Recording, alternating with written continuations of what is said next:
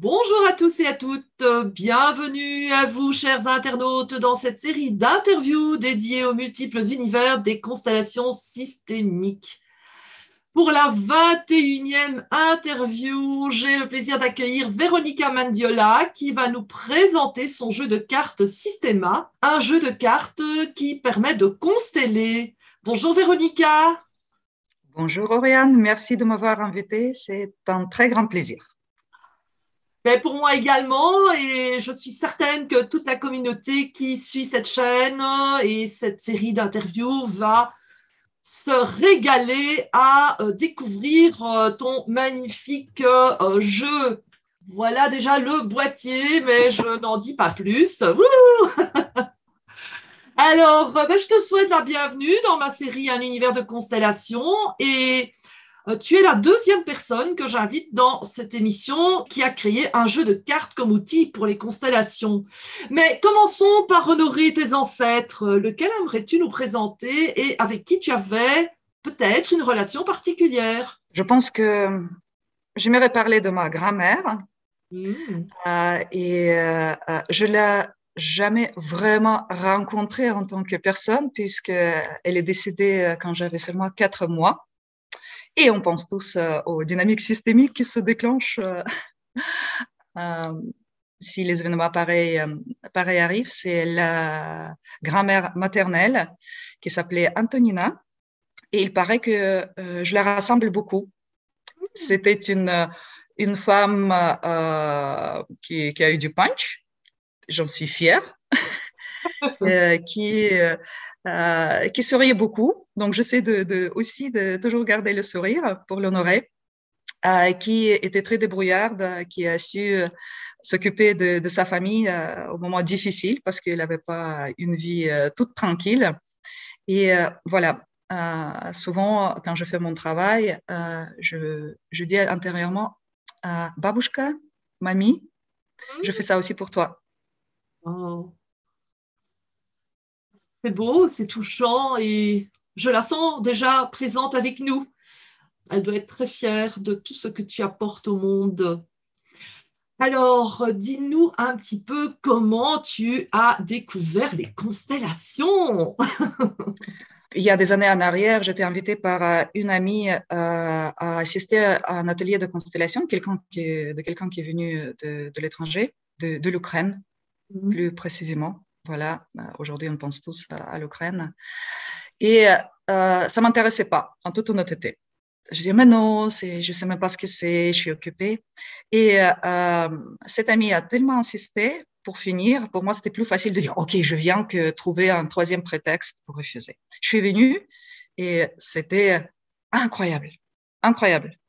J'étais bouleversée par ce que j'ai vécu lors de ce premier atelier, au point que je commençais immédiatement à chercher ce que c'est en français. Est-ce que je peux le refaire dans ma région, parce que j'habite près de Genève, à la frontière franco-suisse. J'ai fait plusieurs constellations et après, je suis tombée sur Françoise Mazur, qui proposait des ateliers que j'ai fait et surtout qui démarrait une formation selon des constellations selon Idriss Lahore. Et voilà, c'était ma première grande formation en constellation qui m'a apporté énormément de choses. Et j'ai interviewé Françoise Mazir il y a quelques mois.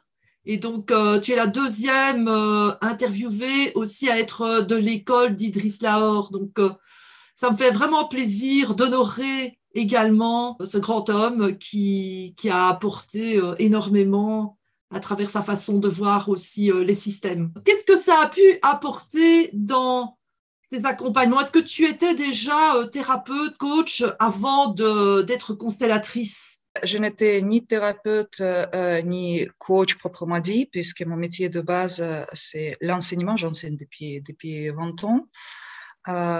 Et aussi, je suis scénariste de cinéma de formation. Et j'adore les histoires humaines.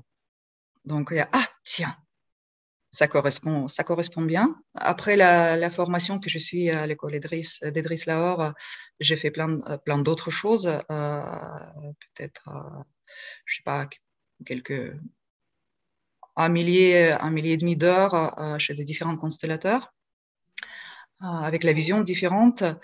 Et maintenant, actuellement, je suis en train de terminer mon cursus de 3 ans dans l'école de psychothérapie systémique familiale, qui est une autre grande approche systémique, un peu différente, bien entendu.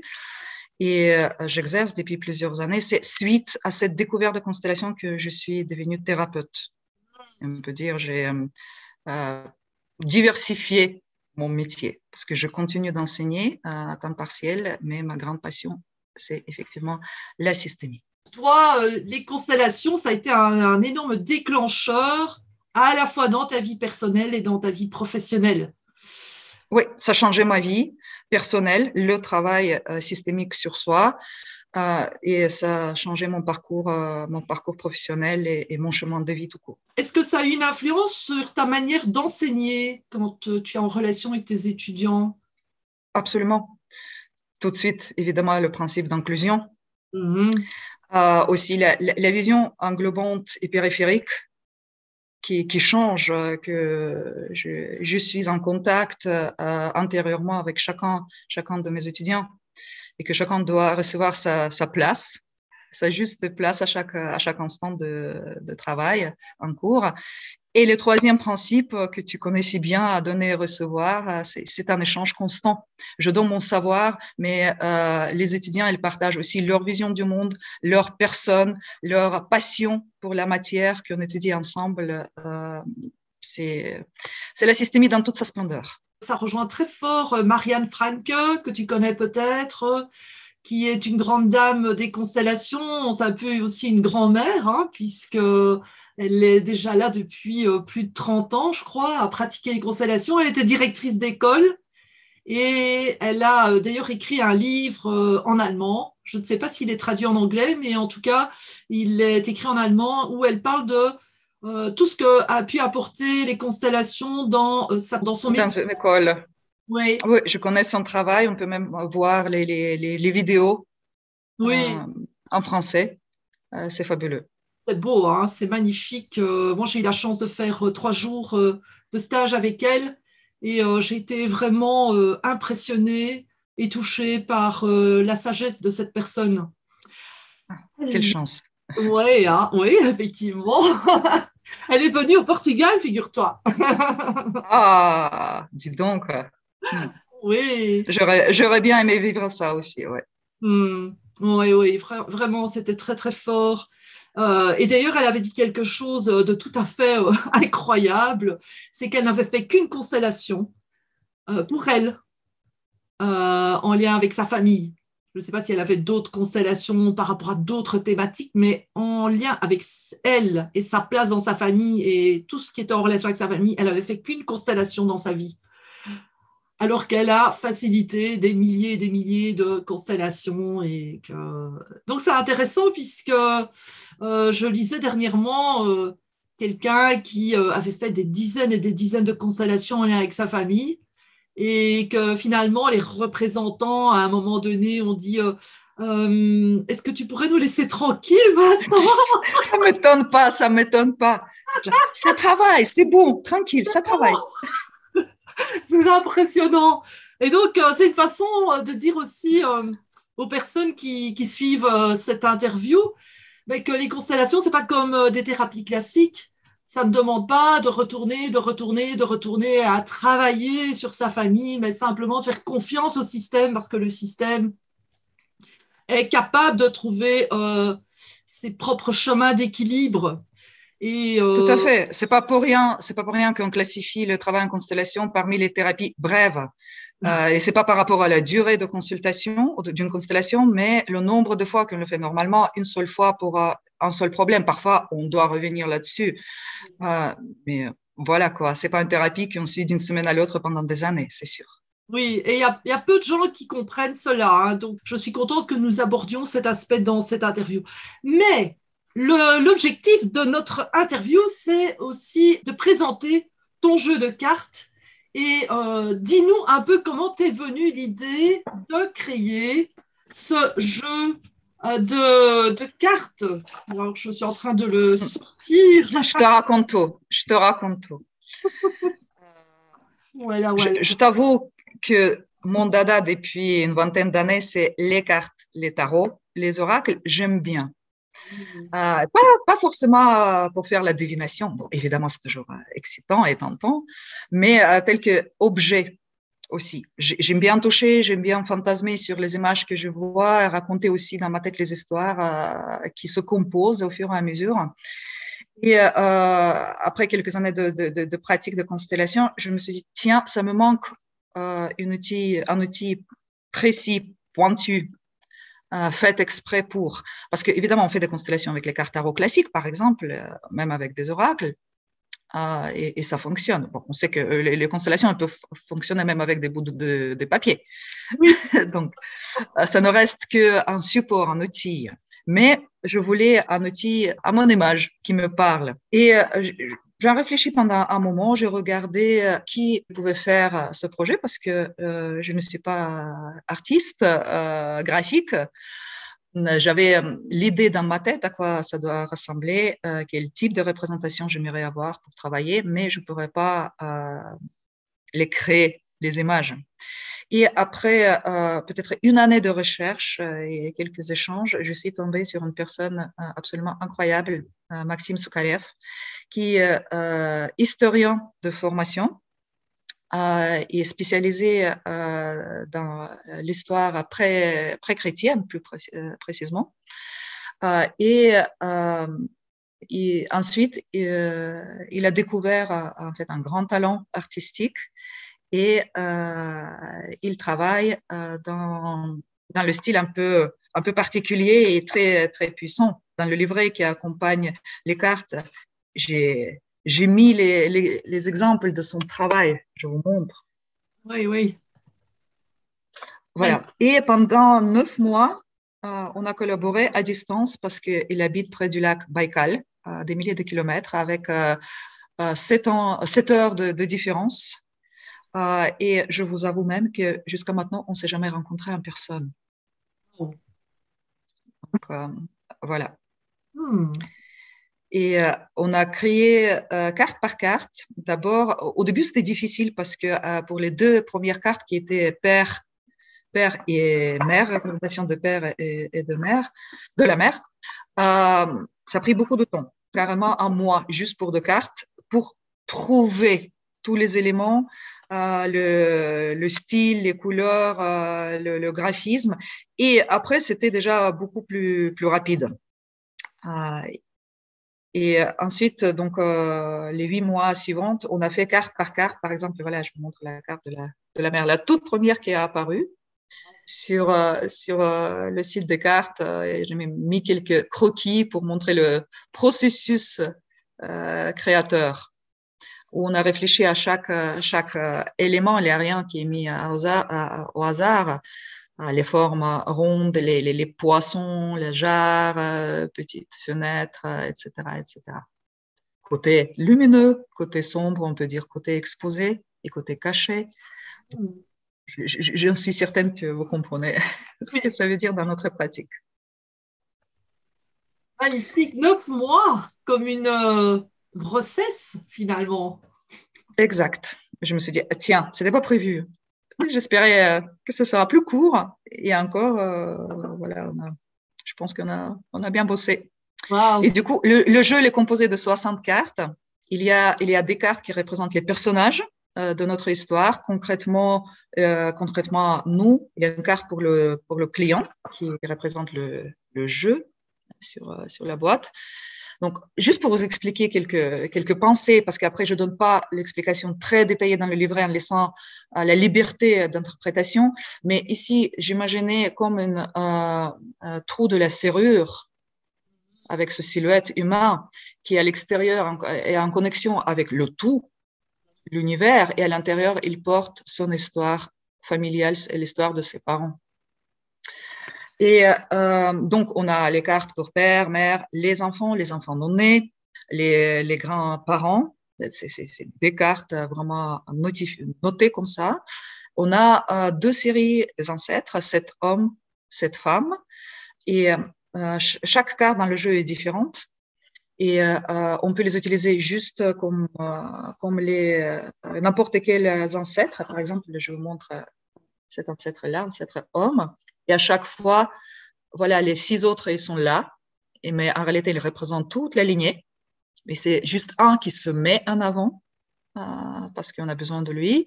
Mais aussi, pour chaque ancêtre, on a mis une symbolique un peu plus précise. Par exemple, si on a besoin de chercher de la force de savoir ou de savoir-faire particulier chez eux, celui-là, il représente la force ou la défense. C'est un homme guerrier qui défend sa famille et sa terre. Et ensuite, il y a une série de cartes que j'ai appelées les cartes concept. Par exemple, pour travailler avec la négation de tétralemme de Matthias Varga von Kibet, ou avec la constellation de but et la question de miracle basée sur la thérapie de Steve de Chazer. D'ailleurs, je vais préciser que à la base, les cartes elles étaient imaginées pour les constellations clairement, mais je les utilise très facilement pour le travail en thérapie systémique familiale. Mes amis, mes collègues, ils utilisent aussi pour d'autres types de thérapies, comme les cartes métaphoriques qui peuvent représenter le support pour les projections de nos clients, les gens qui s'adressent à nous pour chercher des réponses et d'aide. Très riche et inspirant, je dois dire. Et en même temps, ça me semble un petit peu compliqué. Alors, est-ce que tu proposes des ateliers pour apprendre à utiliser ton jeu? Oui, je travaille avec des petits groupes, les gens qui s'adressent à moi, et je pense qu'à partir de septembre, je vais lancer vraiment une formation, comment on peut utiliser ces cartes ou tout simplement les cartes autres, comme le tarot classique, pour consteller. J'ai découvert que ça fonctionne très, très bien. Pas seulement en constellation individuelle où c'est évident. Déjà, pour juste donner l'exemple, j'ai fait pas mal de constellations individuelles avec des clients qui ont fait des constellations avec des figurines avant ou juste dans l'espace avec les encres par terre. On parle de l'enfant, le problème avec l'enfant de la cliente et je lui propose la carte. Voilà, cette carte, c'est ton enfant. Qu'est-ce que ça te fait déjà de la voir? Qu'est-ce que ça provoque en toi? Et donc, la cliente la prend, décrit ce qu'elle ressent, et après, je lui propose de trouver la place sur la table, sur une nappe, parce qu'avec avec les cartes, il y a une nappe qui vient, qui délimite notre champ de travail. Et donc, c'est la cliente qui trouve la juste place. Et ensuite, on peut rajouter des objets. Par exemple, si cet enfant elle porte de la colère, qui vont avec le kit. Celui-là qui va symboliser cette colère qu'on va déposer sur la carte et après trouver la bonne place ailleurs, etc., etc. Superbe. Et donc, parmi les personnes qui suivent cette interview, j'en suis certaine qui voudraient s'inscrire. Donc, tu as sûrement un site. Oui, en réalité, j'ai 2 sites. Un site de thérapeute, où je parle des constellations et de travail en systémique que je fais, et un site dédié précisément aux cartes. Vous pouvez voir passer sous la vidéo les liens pour aller sur les sites de Véronica. Bien, ben, tout doucement, nous arrivons vers la fin de cette interview. Mais avant ça, j'aurais voulu te poser une question. Pourquoi recommanderais-tu à des coachs ou des thérapeutes d'ajouter les constellations à leur boîte à outils? Oh, petite question. Déjà, pour répondre très, très simplement, c'est un sacré raccourci. Oui. Quelque chose qu'on peut verbaliser, essayer de déjà se rendre compte, rendre visible et ensuite verbaliser pendant des années avec les thérapies plus classiques. Directement dans l'espace, avec nos ressentis physiques, on a l'accès à cette expérience, souvent invisible et refoulée. Et du coup, ça nous permet aussi de rentrer en contact avec une meilleure solution. Oui. Et transformer ceci directement, proposer cette meilleure configuration directement dans l'espace et proposer à nos clients de rentrer en contact avec ces solutions, même physiquement, sans passer par le mental. Et, oui. Du coup, la connexion est plus puissante et plus directe, et plus rapide surtout. C'est un outil, un processus qui permet de sortir du mental, des justifications, de de toutes les idées, des histoires que l'on se raconte pour aller vraiment ressentir avec son corps une autre manière de vivre sa propre vie, d'expérimenter une solution. C'est puissant. Donc voilà, si parmi les auditeurs, il y en a qui sont coachs ou thérapeutes et qui se demandent mais pourquoi ajouter les constellations, eh bien là, je crois que c'est éclairant comme réponse. C'est faire confiance à son corps, d'une certaine façon. C'est ce que tu dirais, faire confiance à son corps. Oui, et aussi une côté ludique, peut-être c'est pas le bon mot, mais on a la possibilité de rencontrer ceux qui physiquement ne sont plus là. Je parle pas d'exorcisme, de visite des esprits fantômes, non. Mais comme je vous ai parlé au début de ma grand-mère, dans la constellation, je peux carrément l'embrasser et je le vis comme un vrai câlin. Ma mamie, et j'ai jamais pu faire ça dans les réalités physiques. Voilà. C'est très touchant ce que tu viens de nous partager. Alors, et travailles-tu en ligne? Oui, depuis Covid, on travaille tous en ligne. Donc, principalement, ça reste pour l'instant mon canal de prédilection, même si je fais des ateliers sur Genève, bien sûr. Et je donne des formations en constellation, en systémie en ligne. Je fais des ateliers, je fais aussi des conférences ouvertes pour que le plus grand nombre découvre les constellations et leurs bienfaits. Génial, génial. Eh bien, un tout grand merci, Véronica, d'avoir accepté de partager, tantôt fidèle de ma chaîne, que nous venu ton superbe jeu de cartes et ta manière de vivre les constellations. Ce fut vraiment un grand plaisir pour moi de pouvoir te présenter dans cette série. Alors, pour les auditeurs, si vous souhaitez prendre contact avec Véronica, nous vous invitons à visiter le site qui passe ci-dessous.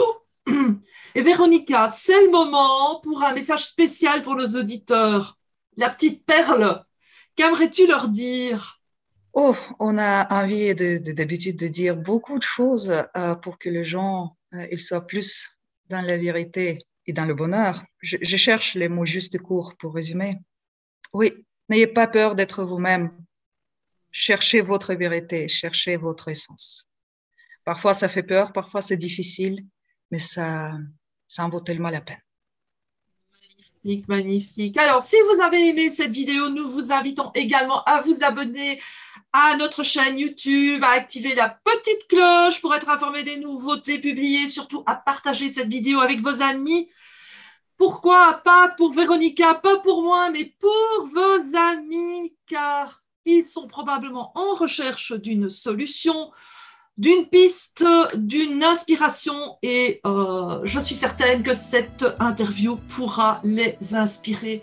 Ils vous en seront reconnaissants et nous vous disons au revoir et à bientôt pour d'autres manières de consteller. Au revoir Véronica. Merci, au revoir, merci beaucoup Oriane.